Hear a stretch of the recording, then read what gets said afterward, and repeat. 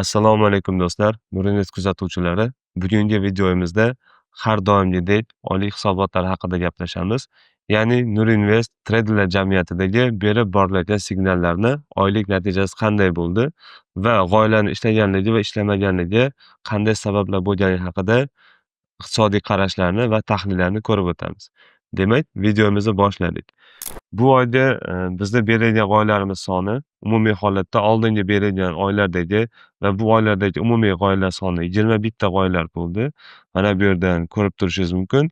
Bu yerda ham qimmat aksiyalar, ham arzon aksiyalar berib borilgan, lekin eng e'tiborli jihati berilayotgan aksiyalarning ko'pchiligi, ya'ni biz ana shu invest treyderlar jamiyati guruhimizda ko'pchilik kichkina depozit bilan ishlagani uchun imkon qadar aksiya narxi pastroq bo'lgan aksiyalar bilan savdo qilish uchun yoki bo'lmasa shularga ideya qilish uchun harakat qilganmiz. Bu yerda ko'rib turganingiz bir nechta aksiyalargina qimmat aksiyalar ro'yxatidan berilgan. Masalan, Nuya aksiyasi, bu yerda TMDH aksiyalari va TIM degan kompaniyalar esa qimmatroq yo'nalishdagi, qimmatroq aksiyasi narxiga ega bo'lgan kompaniyalardan berilgan. Xo'p, endi bu oyni ko'rib turibmiz. Bu yerda bizni ishlab bergan g'oyalarimiz va ishlamay qolgan g'oyalar, ya'ni stop loss olganlari. Bu yerda e'tiborli jihati stop losslarimiz ozgina ko'payib ketgan bu oy. Oldingi oylarga nisbatan ko'payib qolgan. Bu degani stop losslar juda ham katta zararga olib kirdimi degan savolga e'tibor beradigan bo'lsak, yo'q, stop losslar imkon qadar kichiklashtirilgan. Biza kichik zarar bilan savdoni chiqarib olish uchun.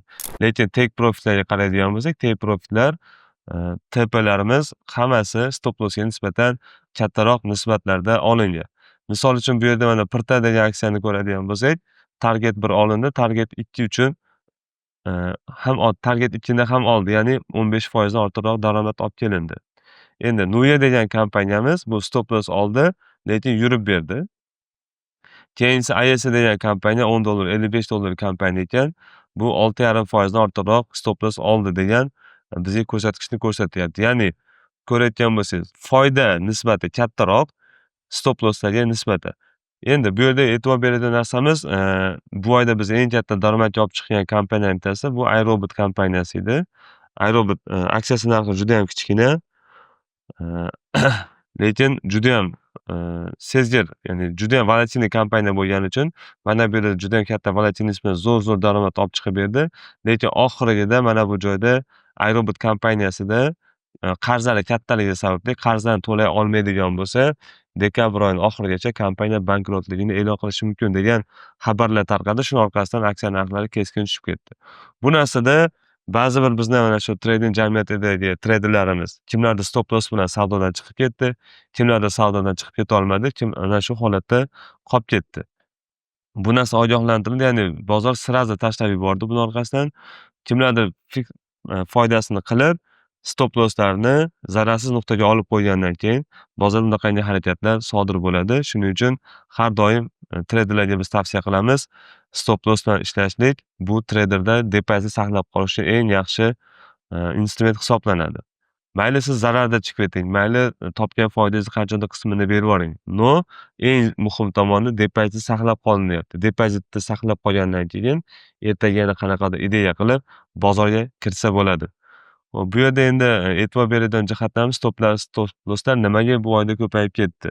Bu yerda siz e'tiboringizni bir narsaga qarataman. Mana bu yerda oktyabrning boshlarida Tramp yana o'zini oldingi mana shu bozorni manipulyatsiya qilish bo'yicha yana bitta e'lonlarni, ya'ni Xitoyga qarshi 130% tariflarni e'lon qildi.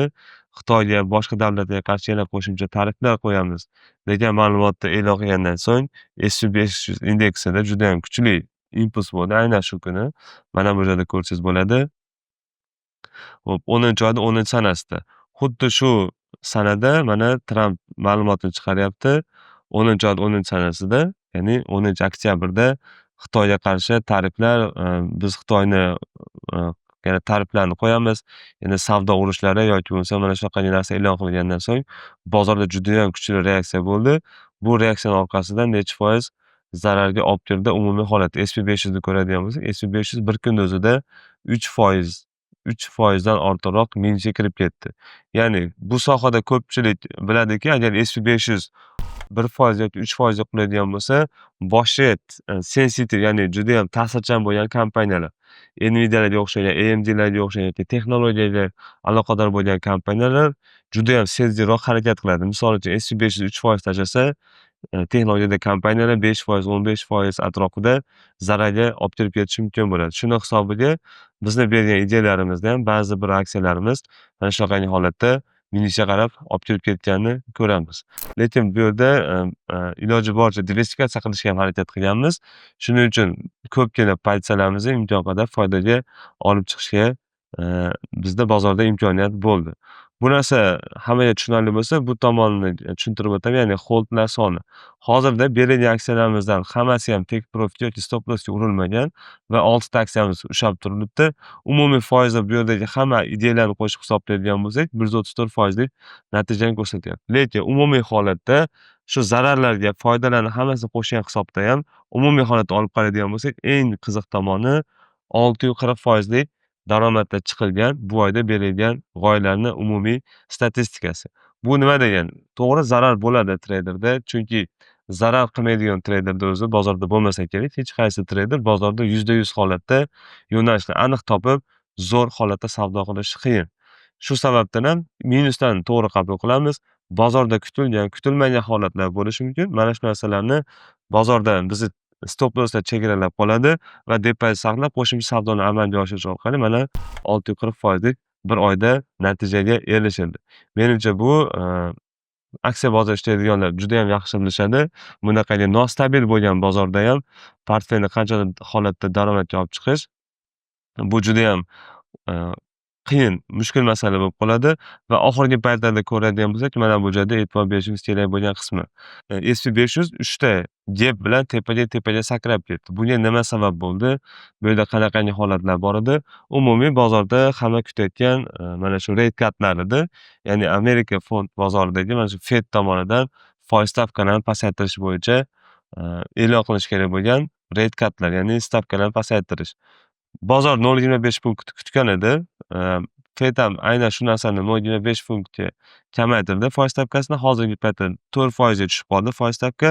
Mana shu holatda bozor ozgina pozitiv kayfiyatni tepaga harakat qilyapti va bu yerda ko'rishimiz kerak bo'lgan narsa o'zini hosil qilgan mana bu gaplarni biz yaqin orada S&P 500 yopishini kuzatishimiz mumkin. Hozir mana bu joyda birinchi gapini pastda yopib bo'ldi va mana bu keyingi gaplarni yopish ehtimolligi bor degan bizda kuzatuvlar bor. Agar mana shu gaplarni yopib qolsa, bozorda yana ham tepaga yurish ehtimolligini kutishimiz mumkin. Umumiy bu S&P 500 holati edi. Endi bizning ideyalarimiz asosan mana shu S&P 500 ga qarab turib tahlil qilinadi yoki bo'lmasa indekslarga qarab tahlil qilinadi. Agar sizda ham bozorda qiziqtirayotgan yoki bo'lmasa mana bu indekslardan S&P 500, Nasdaq, Dow Jones kabi indekslarni umumiy tahlili qanday qilib savdoga kirsak bo'ladi degan savollar qiziqtiradigan bo'lsa, bu yerda video qo'llanmani chiqaramiz. Ya'ni bizda mana shu Nurinvest jamoasini treyderlar jamiyatida Telegram guruhi, qanday qilib foydalanasiz, bu yerdagi bizni mutaxassislar tomonidan berilib borilayotgan indekslar tahlili, qo'shimcha darslar, bular hammasi bozorda sizni savdolaringizni ham sifatli qilishga, daromadingizni oshirishga yordam beradi deb umid qilamiz. Video yoqqan bo'lsa, fikr, mulohazalaringizni izohlarda yozib qoldiring. Balki bu yerda berilayotgan ma'lumotlar sizni treyder jurnalistdagi natijalar bilan mos kelmasligi mumkin. Chunki bozorda hamma har xil vaziyatda qaraydi pozitsiyalariga. Agar mos kelmaydigan bo'lsa, bu yerda hech qanaqangi vahimali yoki noto'g'ri statistika berildi degan narsaga emas. Siz biz aytgan vaqtda yopib qolgan bo'lishingiz mumkin yoki bo'lmasa kimlarning take profit kattaroq bo'lib ketgan bo'lishi mumkin. Bunaqa vaziyatlarni to'g'ri qabul qilishingizni so'raymiz. Fikr, mulohazalarni hammasini kommentariyada yozishingizni so'rab qolamiz. Video yoqqan bo'lsa layk va podpiskani unutmanglar. Bitta tushlik narxi, ya'ni 50 ming so'm evaziga Nurinvestning VIP signal kanaliga obuna bo'lishingiz mumkin. Agarda siz tradingdan yaxshigina daromad ko'rmoqchi bo'lsangiz, quyidagi bot orqali ro'yxatdan o'ting.